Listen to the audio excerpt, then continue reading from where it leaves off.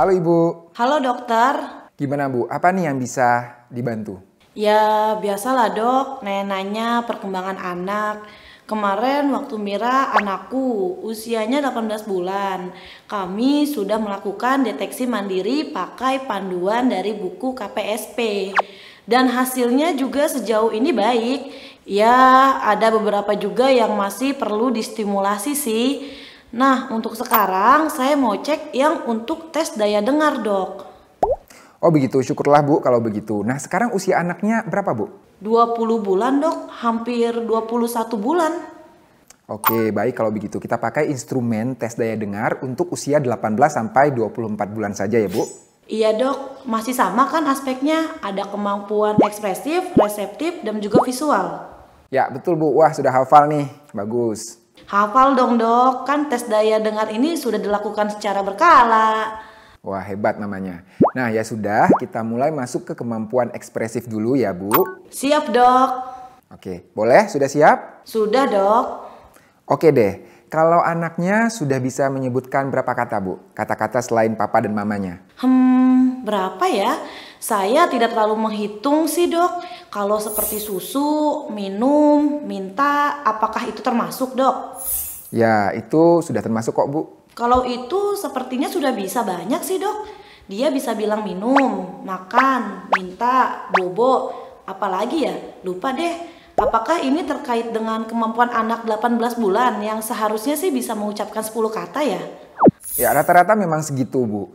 Tapi jika anak bisa mengatakan lebih dari 2 kata bermakna selain memanggil papa dan mamanya, itu sebenarnya sudah cukup kok untuk usia saat ini. Oh iya dok, itu Mira sudah bisa kok. Wah, baguslah kalau begitu. Nah, selain mengucapkan lebih dari 2 kata, sebenarnya ada kemampuan lain yang berkembang bersamaan pada saat ini, yaitu kemampuan menggabungkan 2 kata bermakna. Seperti minta susu, terima kasih. Gitu ya dok, kalau itu Mira sudah bisa kok. Wah, sudah bisa bilang minta susu ya? Nah, bagus tuh. Nah, itulah sebenarnya sudah termasuk dalam tugas kemampuan ekspresif yang diharapkan bisa dilakukan oleh anak pada rentang usia 18 sampai 24 bulan ini. Tapi kalau untuk yang terima kasih itu tidak termasuk ya Bu. Memang terdengar seperti 2 kata, tapi sebenarnya itu adalah satu kesatuan. Nah, kemampuan menggabungkan 2 kata bermakna sering disebut juga dengan telegraphic speech, di mana anak hanya mengucapkan kata-kata yang diperlukan. Kalau untuk usia ini, kata yang diperlukan biasanya erat kaitannya untuk memenuhi kebutuhan anak. Misalnya seperti minta susu, seperti yang sudah bisa dilakukan oleh anak ibu. Oh gitu, tapi sebenarnya bagaimana ya dok cara menguji kemampuan ini? Karena Mira biasanya kadang-kadang saja tergantung situasi dok. Memang cara kita bisa mengetahui perkembangan ekspresif anak biasanya dengan mengamati kegiatan sehari-hari Bu. Nah untuk anak ini, kemampuan ekspresifnya akan terkait dengan pemenuhan kebutuhannya. Sehingga kita bisa menciptakan situasi di mana anak harus mengungkapkan kebutuhannya secara verbal. Bagaimana kalau kita sambil melihat contoh video saja Bu? Boleh dok? Oke sebentar, saya putarkan videonya ya. Ini sekarang gambar apa? Anjing. Anjing bunyinya gimana? Kuku. Kuku. Ini gambar apa? Kuda. Kuda. Ini gambar apa? Kucing. Kucing bunyinya gimana? Miau. Miau. Ini gambar apa? Bebek. Bebek bunyinya? Wah. Nggak minum. Oh, Mali udah minum. Nih. Silakan.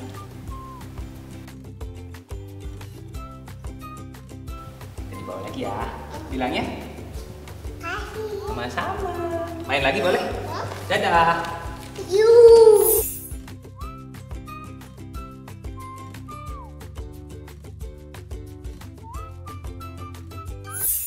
Nah, seperti itu Bu, contoh mengamati perkembangan bicara dan bahasa anak dalam kegiatan sehari-hari. Anak bisa diajak bermain tebak-tebakan gambar menggunakan kartu. Jika tidak pakai kartu pun, sebenarnya bisa juga dengan menanyakan nama benda-benda yang ada di rumah. Kalau kita perhatikan dalam video tadi, anak sudah bisa menyebutkan lebih dari 2 kata bermakna ya Bu. Nggak minum. Oh, Mali udah minum. Nih. Silakan. Oh itu dok. Ya, betul Bu. Itu juga termasuk dalam hitungan. Berarti setidaknya anak sudah bisa menyebutkan lebih dari 2 kata bermakna selain papa dan mamanya. Nah, kalau sudah seperti itu artinya dia sudah memenuhi salah satu tugas kemampuan ekspresif. Nah, kemampuan ekspresif lainnya yang terlihat dalam video tadi adalah ketika anak meminta lagi cemilannya. Iya dok, tadi saya dengar anak bisa bilang minta lagi. Itu termasuk ya dok? Betul Bu. Nah, kalau dalam video ini orang tua sudah tahu bahwa anak sangat menyukai cemilan dan terbiasa memberikan cemilannya dalam porsi tertentu, untuk membuat situasi di mana anak harus meminta lagi secara verbal, orang tua memberikan porsi cemilan yang lebih sedikit dari biasanya. Sehingga ketika cemilannya sudah habis, anak bisa meminta lagi. Oh begitu dok. Jadi kalau dalam video tadi yang terhitung hanya 1, walaupun tadi anak juga sudah bisa bilang terima kasih ya dok? Betul Bu. Terima kasih tidak dihitung sebagai gabungan kata ya Bu. Oh begitu. Jadi intinya memang mengujinya bisa dilakukan kapan saja dalam keseharian anak ya dok? Iya, bisa disesuaikan dengan kebiasaan anak saja, sembari membuat situasi di mana anak harus mengucapkan kata-kata secara verbal. Kalau memang masih perlu bantuan secara nonverbal, misalnya dengan menunjuk, itu juga boleh. Selama kata-kata verbalnya juga dikeluarkan. Kalau usia ini apakah pelafalan harus sudah jelas dok? Untuk usia di bawah 3 tahun, kejelasan pelafalan kata bukan menjadi fokus utama Bu. Sehingga tidak apa jika pengucapannya masih belum begitu jelas selama masih bisa dimengerti. Yang penting kalau anak pengucapannya tidak jelas, kita jangan ikut-ikutan mengucapkan bahasanya. Kita bisa membantu membenarkan dengan mencontohkan dalam percakapan sehari-hari. Oh gitu. Sebenarnya kenapa anak harus bisa melakukan kemampuan ini dok? Jika kita melihat perkembangannya, kemampuan ekspresif bisa dilakukan anak sejak dulu. Mungkin kalau ibu ingat dulu ketika usia anak lebih kecil, biasanya mereka hanya mengoceh, lalu mulai meraban, dan bisa memanggil mama papa. Nah, ketika usianya sudah lebih besar seperti anak ibu saat ini, anak mulai bisa mengeluarkan kata-kata bermakna untuk melakukan komunikasi secara verbal. Kemampuan ini merupakan tanda bahwa kemampuan kognitif sudah berkembang dengan baik karena mereka bisa menyerap berbagai informasi kosakata yang ada baik secara visual maupun secara lisan, membentuknya menjadi sebuah konsep yang akhirnya mereka sendiri bisa menerapkannya dalam bentuk komunikasi verbal dengan orang lain.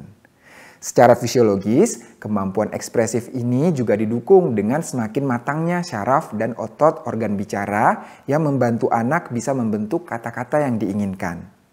Tentunya kemampuan bicara ini bisa berkembang jika anak sudah terbiasa distimulasi dan mendengar kata-kata yang diucapkan oleh orang lain dalam percakapan sehari-hari.